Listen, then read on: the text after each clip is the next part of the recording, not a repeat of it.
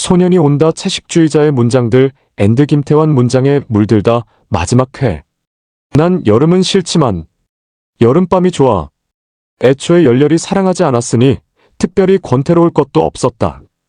갑자기 자신의 모든 것을 겪어버렸다고, 늙어버렸다고, 지금 죽는다 해도 두렵지 않을 것 같다고 느꼈다. 2024년 10월 17일 서울 강남구 삼성동에서 열린 제18회 포니정 혁신상 시상식에 참석한 한강은 많은 분들이 자신의 일처럼 기뻐해 주셨던 지난 일주일이 저에게는 특별한 감동으로 기억될 것 같다며 수상 소감부터 밝혔다. 사진조선 DB 한국인 최초로 노벨문학상을 수상한 한강 54작가의 대표작 소년이 온다가 3주 연속 베스트셀러 1위를 기록하고 있다. 이 뒤로 2016년 맨부커상 수상으로 이미 주목받은 바 있는 채식주의자와 역사적 트라우마 속에서도 나아가는 인간의 존엄을 그린 작별하지 않는다. 한강 작가의 첫 시집 서랍에 저녁을 넣어두었다. 안다고 말할 수도 모른다고 말할 수도 없는 기묘하고 미묘한 이야기 hin이 2위부터 5위까지 나란히 자리하고 있다. 소년이 온다의 문장들 한강의 장편소설 소년이 온다. 기자는 소년이 온다 2014의 문장을 더듬어 보았다. 이 소설은 한강에게 눈을 뗄 수 없는 보편적이며 깊은 울림 뉴욕타임스, 역사와 인간의 본질을 다룬 충격적이고 도발적인 소설 가디언, 한강을 뛰어넘은 한강의 소설문학평론가 신영철이라는 찬사를 선사한 작품이다. 소년이 온다는 상처의 구조에 대한 투시와 천착의 서사를 통해 1980년 5월을 새롭게 조명하는 작품이다. 무고한 영혼들의 말을 대신 전하는 듯한 진심 어린 문장들로 우리에게 묵직한 질문을 던진다. 의무를 피하고 싶어 너는 주저한다. 어떤 그림자들은 내가 알지 못하는 고통들을 오래 견딘 것 같았어. 손톱 아래마다 진한 보랏빛 상처가 있던, 옷이 젖어있던 몸들의 혼이었을까? 그들의 그림자가 내 그림자 끝에 닿을 때마다 끔찍한 고통의 기척이 저릿하게 전해져 왔어. 얼굴은 어떻게 내면을 숨기는가? 그녀는 생각한다. 어떻게 무감각을, 잔인성을.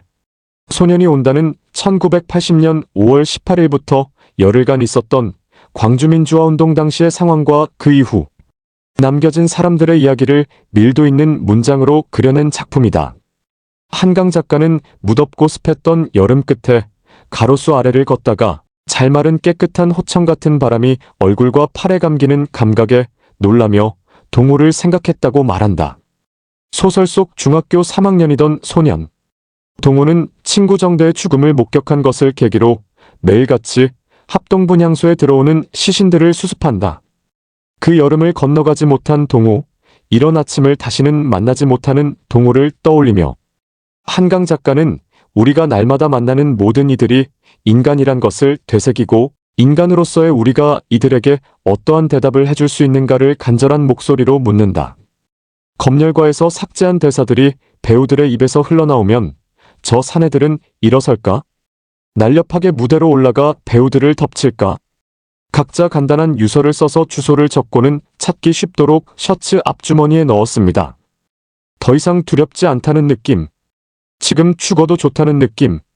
지나간 여름이 삶이었다면, 피고름과 땅으로 얼룩진 몸뚱이가 삶이었다면, 아무리 신음해도 흐르지 않던 일초들이 치욕적인 허기 속에서 쉰 콩나물을 씹던 순간들이 삶이었다면, 죽음은 그 모든 걸 한 번에 지우는 깨끗한 붓질 같은 것이리라고. 당신의 선택은 언제나 최악의 상황을 피하는 쪽이었다. 8살 묵었을 때 네가 그랬는디. 난 여름은 싫지만 여름밤이 좋아.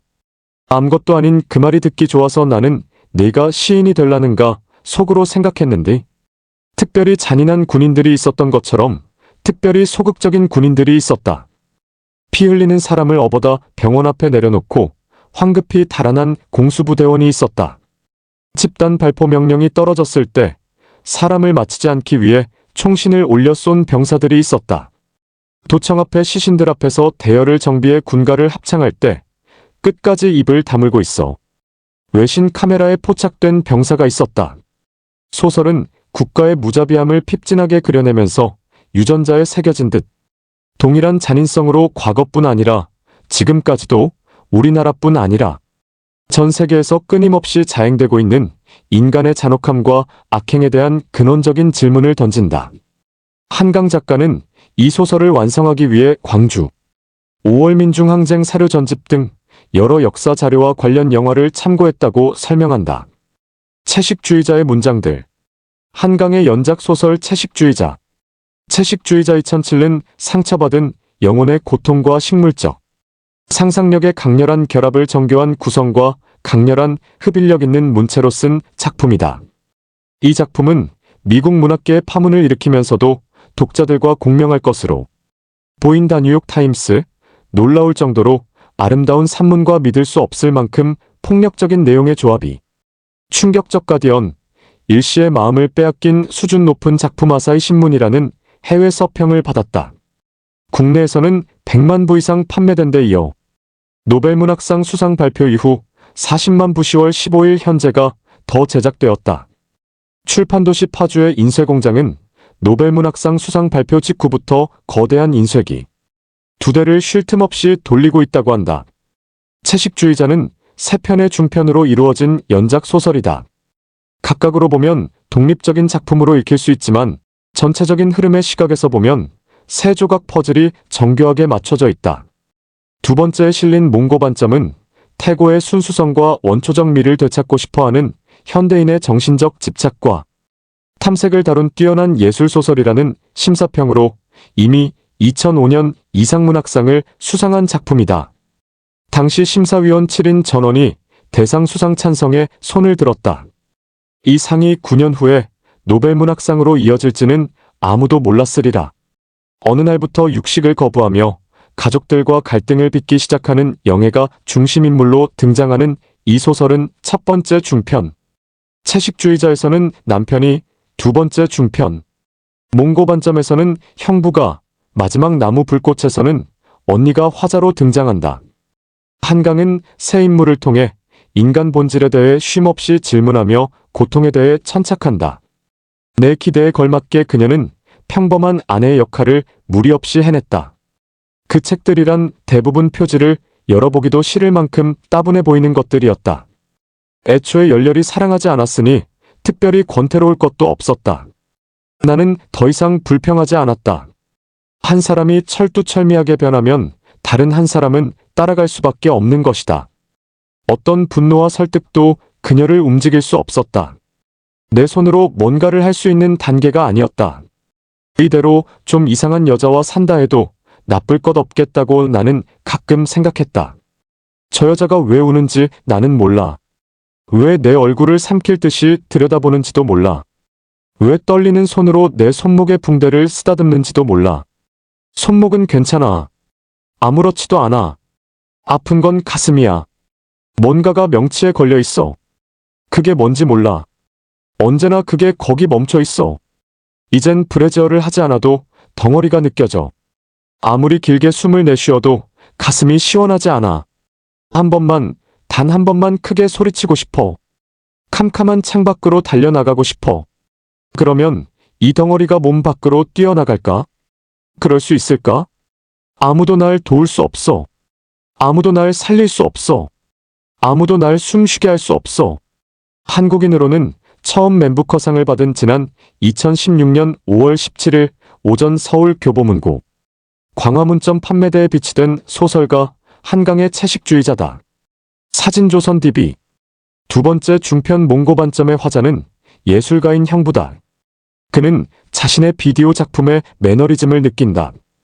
어느 날 목욕을 하고 옷을 입는 어린 아들을 보면서 아직도 몽고 반점이 남았네라고 중얼거린다. 이에 아내가 영애는 20살까지 남아있었는데 라고 하자 영혼이 송두리째 흔들리는 듯한 영감을 받는다. 그 순간 여인의 엉덩이 가운데에서 푸른 꽃이 열리는 이미지가 그의 머리를 때린다. 형부는 여인의 알몸에 특히 작고 푸른 꽃잎 같은 점을 엉덩이 가운데에 찍으며 전율과 함께 발기를 경험한다. 그것은 결혼한 이후 특히 30대 중반을 지나서는 거의 처음 느끼는 강렬한 성욕이었다. 그러니까 2년 전 여름의 초입 처제는 그의 집에서 손목을 그었다. 처제가 딱할 만큼 말라 있었으므로 그녀를 심하게 나무란 것도 이해 못할 바는 아니었다. 베트남 참전용사 출신의 장인이 우격다짐으로 입안에 고깃덩어리를 밀어 넣은 것은 부조리극의 한 장면처럼 믿기지 않았다. 고깃덩어리를 뱉어낸 뒤 과도를 치켜들고 그녀는 가족들의 눈을 차례로 쏘아보았다. 마침내 그녀의 손목에서 피가 솟구쳤을 때 그는 혼니부를 찢어 그 자리를 묶은 뒤 헛개비 같은 그녀의 몸을 둘러엎었다. 마지막 중편 나무 불꽃의 화자는 언니이네다. 영애는 이혼을 당하고 이내는 남편을 내친다. 영애를 돌보는 것은 오롯이 이내 몫이다. 영애는 육식을 거부한다. 급기야 음식 자체를 거부한다. 나무가 되겠다고 하며 산속을 헤매는가 하면 시도 때도 없이 물구나무 서기를 한다. 그가 그녀의 안으로 들어갔을 때 진물은 잎사귀에서 흐르는 것 같은 초록빛 즙이 그녀의 음부에서 흘러내리기 시작했다. 향긋하면서도 씁쓸한 풀냄새가 점점 아릿해서 그는 숨을 쉬기 어려웠다. 이 절정의 직전에 가까스로 몸을 빼냈을 때 그는 자신의 성기가 온통 푸르죽죽하게 물들어 있는 것을 알았다. 그녀의 것인지 그의 것인지 모를 싱그러운 즙으로 그의 아랫도리와 허벅지까지 시퍼런 풀물이 들어있었다. 널 삼켜서 녹여서 내 혈관 속을 흐르게 하고 싶다. 갑자기 자신의 모든 것을 겪어버렸다고, 늙어버렸다고, 지금 죽는다 해도 두렵지 않을 것 같다고 느꼈다. 그녀는 베란다 난간 너머로 번쩍이는 황금빛 젖가슴을 내밀고 주황빛 꽃잎이 분분히 박힌 가랑이를 활짝 벌렸다. 흡사 햇빛이나 바람과 교접하려는 것 같았다. 오랫동안 혼자여온 사람만이 가질 수 있는 단단한 시선으로 차창을 두드리는 세찬 빗줄기를 바라본다. 직접 본 것도 아닌 그 모습이 어떻게 그토록 명확한 풍경으로 떠올랐는지 그녀는 알 수 없다. 어디서부터 잘못되었을까? 그녀가 본 광경은 상식과 이해의 용량을 뛰어넘는 것이었다. 문득 이 세상을 살아본 적이 없다는 느낌이 드는 것에 그녀는 놀랐다. 사실이었다. 그녀는 살아본 적이 없었다. 기억할 수 있는 오래전의 어린 시절부터 다만 견뎌왔을 뿐이었다. 그녀는 자신이 선량한 인간임을 믿었으며 그 믿음대로 누구에게도 피해를 주지 않았다. 성실했고 나름대로 성공했으며 언제까지나 그럴 것이었다. 그러나 이해할 수 없는 일이었다. 그 후락한 가건물과 우짜란 풀들 앞에서 그녀는 단 한 번도 살아본 적 없는 어린아이에 불과했다. 소설은 가족의 이름으로 자행되는 가부장의 폭력 그리고 그 폭력에 저항하며 금식을 통해 동물성을 벗어던지는 과정을 충격적으로 그리고 있다. 나무가 되기를 꿈꾸는 영애는 폭력의 악순환을 끊고 다른 생명에게 어떠한 해도 끼치지 않는 무해한 존재를 그린다. 그렇게 끝났다. 그날 이후 그들의 삶은 결코 이전으로 돌아갈 수 없는 것이 되었다. 시간은 가혹할 만큼 공정한 물결이어서 인내로만 단단히 뭉쳐진 그녀의 삶도 함께 떠밀고 하류로 나아갔다. 이제는 저쯤에 미친 사람들은 아무렇지도 않게 느껴진다는 것을 문득 깨닫는다. 환자들은 사람과 사람의 육체가 지켜야 할 적당한 간격을 무시하고 시선을 들 수 있는 적당한 시간을 무시한다. 낮고 긴장한 애써 침착을 가장한 그의 낯익은 목소리가 무딘 칼처럼 그녀의 가슴을 찔렀다. 용서하고 용서받을 필요조차 없어. 난 당신을 모르니까. 그녀는 이미 깨달았다. 자신이 오래전부터 죽어 있었다는 것을. 그녀의 고단한 삶은 연극이나 유령 같은 것에 지나지 않았다는 것을. 그녀의 곁에 나란히 선 죽음의 얼굴은 마치 오래전에 잃었다가 돌아온 혈육처럼 낯익었다. 저 껍데기 같은 육체 너머 영애의 영혼은 어떤 시공간 안으로 들어가 있는 걸까? 모든 남성이 읽었으면 싶다. 한강의 노벨문학상 수상을 기념하는 한국 첫 노벨문학상 수상. 한강 작가 특별전이 국회도서관 1층 중앙홀에서 열렸다. 오는 12월 13일까지 열리는 특별 전시는 국회도서관이 소장하고 있는 한강 작가의 소설, 원서, 번역서 영어불어 등 28개 국어, 오디오북, 영상자료 등 약 100권을 선보였다. 사진조선 DB. 채식주의자는 대개 가장 내밀한 공간인 집을 매개로 상처의 성찬이 거행된다. 공간의 층위에서 트라우마의 탐색담은 집 안에서 집 밖으로 향하는 확산형이요. 심리의 층위에서 그것은 상징적 기원의 안쪽으로 휘어드는 수렴형이다. 마침내 병원은 고통스러운 집이요, 묘지가 된다. 모순어법처럼 들리는 서사의 메비우스적 구조를 따라가면서 인물들은 타인이 대신 앓은 나의 상처를 비로소 보게 된다. 허윤진 문학평론가. 채식주의자는 2010년부터 일본, 중국, 프랑스 등에서 꾸준히 번역 출간되었고 지금까지 40개국 이상의 판권이 수출되었다. 지난 10월 25일 이탈리아 볼로냐에서 초연된 채식주의자가 원작인 연극 라 베제타리아나라 VEGTARIANA는 밀라노 토리노를 거쳐 프랑스, 파리, 투르, 툴루즈, 샹베리, 몽펠리에 등에서 관객들을 만났거나 만날 예정이다. 또 소설을 원작으로 한 영화가 국내에서는 2009년 개봉됐었다. 이무성 감독이 연출한 장편 영화는 배우 최민서, 김현성, 김여진이 출연해 그의 선댄스 영화제의 경쟁 부문에 초청됐었다. 국내 온라인 서점에 올라온 채식주의자 리뷰를 읽어보았다. 충격적 소재여서인지 그만큼 다양한 생각들이 자유롭게 분출되어 있었다. 이 시대에 읽어야 하는 책. 모든 남성이 읽었으면 싶다. 글쓰니 DB 뒷이야기가 궁금해서 끝까지 읽긴 했는데 읽고 나서 잔상 때문에 좀 힘들었어요. 우울감 있으신 분에게는 추천하고 싶지 않아요. 읽기 좀 거북스러운 부분도 있었고 충격적이었어요. 전 지인들에게도 보지 말라고 했어요. 코이 강렬하고 파격적인 이야기에 내 가슴이 오그라들고 오감이 다 살아 움직임을 느꼈다. 1부의 심장이 쪼그라들고 2부의 오만 감각이 돋아나오고 3부에 이어지는 이 가슴 아픈 이야기를 읽으며 소리내어 울어버렸다. FR. 그냥 남성과 여성을 떠나서 여러 나라 사람들이 읽었으면 좋겠다는 넓은 의미로 받아들이는 것이 어떨까 싶다. 한편 지난 10월 22일 국회 교육위원회 국정감사에선 채식주의자를 경기도 일부 학교가 유해 도서로 지정, 폐기한 것 등에 대한 질의가 쏟아졌다. 이날 국감에서 백승하 더불어민주당 의원은 임태의 경기도 교육감에게 성교육 유해 도서 공문을 내려보냈는데 이건 보수 기독교 단체와 국민의힘에서 유해 도서라고 주장하는 책을 찍어내라는 이야기 아닌가라고 따졌다.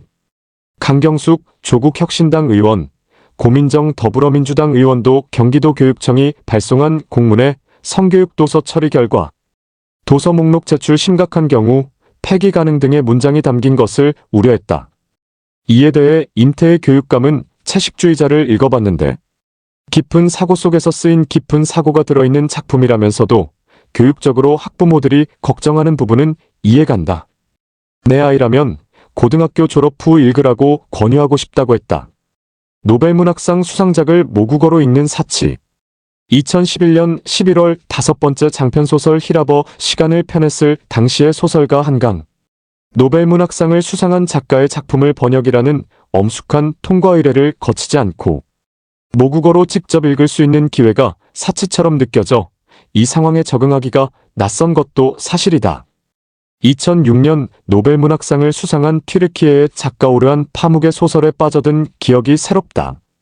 그의 연작들이 수많은 독자로 하여금 세상의 지평선을 넓혔다는 사실을 깨달은 기자로서 다른 나라의 독자들도 그들의 모국어로 번역된 한강의 작품을, 더 나아가 우리나라 여러 작가의 훌륭한 작품을 광수집하며 즐기는 K-문학 시대의 도래를 꿈꿔본다. 나는 존재하느라 으깨어진 것 같아요라는 듀라스의 독백을 기억한다. 글쓰기를 통해 나는 계속 으깨어지며 나아가고 싶다. 그 으깨어짐이 내 삶을 끝까지 관통해주기를 빌고 있다. 2005년 이상문학상 수상 당시 한강의 수상 소감.